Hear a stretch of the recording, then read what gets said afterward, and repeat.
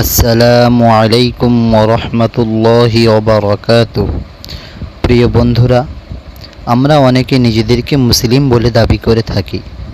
কেউ বা নিজেদেরকে হানাফি বলি, কেউ বা নিজেদেরকে আহলে সুন্নাত ওয়াল জামাত বলে থাকি, কেউ বা সুন্নি বলি।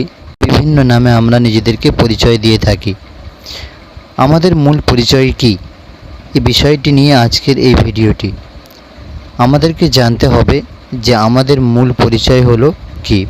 মনে রাখা দরকার, আমাদের মূল পরিচয় হলো চারটি জিনিসের সমষ্টির নাম। নাম্বার 1 মুসলিম, নাম্বার 2 আহলে সুন্নাত ওয়াল জামাত, নাম্বার 3 হানাফি, নাম্বার 4 দেওবন্দি।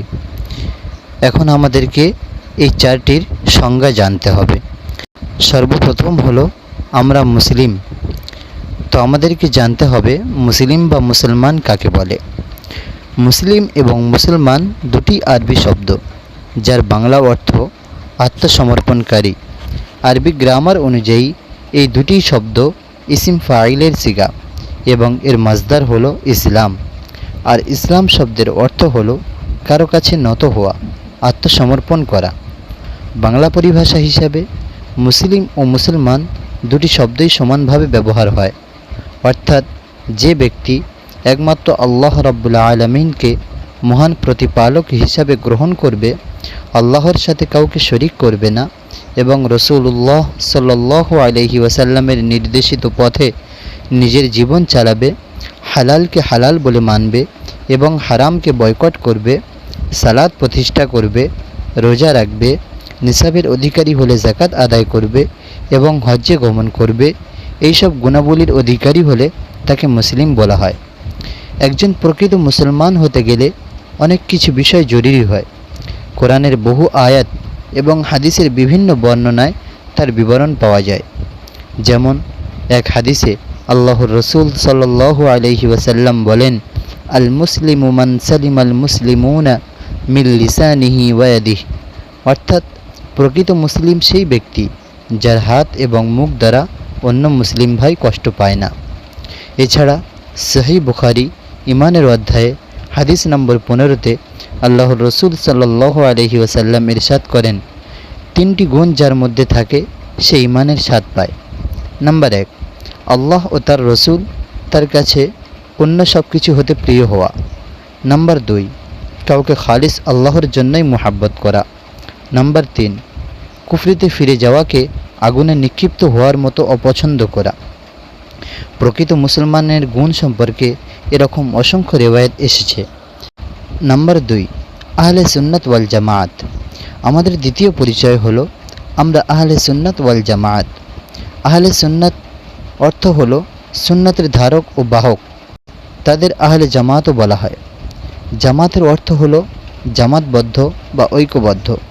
সুতরাং আহলে সুন্নাত ওয়াল জামাতের অর্থ হলো এমন দল যারা আকীদা ও আমলের ক্ষেত্রে সুন্নাতকে আঁকড়ে ধরে এবং তার উপর ঐক্যবদ্ধ থাকে, অন্য কোনো দিকে তারা দৃষ্টি দেয় না। এ কারণেই তাদের আহলে সুন্নাত ওয়াল জামাত রূপে নামকরণ করা হয়। সর্বযুগে ইসলামের মৌলিক আকাইদ বিষয়ে হকপন্থী গরিষ্ঠ উলামায়ে কিরাম যেভাবে কোরআন, হাদিস ও সাহাবায়ে কিরামের মত ও পথের অনুসরণ করে আসছে, এই দলটি তারাই অনুসরণ করে আসছে। এর বাইরে যারা গিয়েছে তারা আহলে সুন্নাত ওয়াল জামাতের বহির্ভূত, বিপদগামী ও বাতিলপন্থী সম্প্রদায়। এ ধরনের বহু বাতিল সম্প্রদায় কালের অতল গর্ভে বিলীন হয়ে গেছে। যারা রয়েছে তারাও বিলীন হবে, আর যারা সত্যবাদী দল তারা টিকে থাকবে ইনশাআল্লাহু তাআলা। নাম্বার 3 হানাফি। আমাদের তৃতীয় পরিচয় হলো আমরা হানাফি।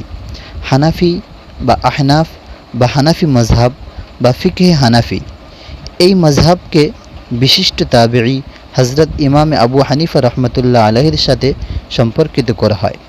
এটি আহলে সুন্নাত ওয়াল জামাতের অন্যান্য মজহাবের মধ্যে সর্বপ্রাচীন এবং সবথেকে বেশি প্রচলিত মজহাব।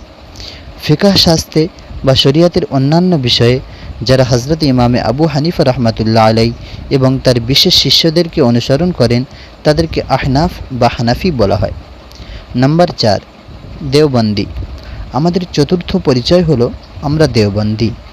দেওবন্দি কাদেরকে বলা হয়? দেওবন্দি পরিচয়ের সংজ্ঞা দিতে গিয়ে হজরত মাওলানা তাকি উসমানী সাহেব বলেন, এই চিন্তাধারার সাথে সম্পর্কিত আলেমরা নিজেদের আকিদা, বিশ্বাস ও কাজকর্মে কুরআন মাজিদ ও সুন্নত নববী সাল্লাল্লাহু আলাইহি ওয়াসাল্লামের ওই ভারসাম্যমান ও মধ্যপন্থী ব্যাখ্যার উপর প্রতিষ্ঠিত, যা 1400 বছর যাবৎ এ উম্মতের মধ্যে প্রজন্ম পরম্পরায় চলে আসছে। ওলামায়ে দেওবন্দের আলাদা কোনো দস্তুর বা সংবিধান নেই। তাদের দস্তুর কুরআন, সুন্নাত এবং যার উপরে সালফে সালেহিন তথা সাহাবা, তাবেঈন এবং পরবর্তী উলামা আউলিয়া গুজরে গেছেন।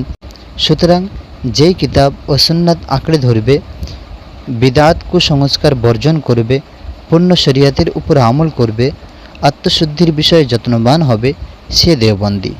যদিও দেওবন্দ কী জিনিস সে তা চেনে না বা জানে না, আর যে এর ব্যতিক্রম করবে সে দেওবন্দি নয়, যদিও তার জন্ম দেওবন্দে হয়।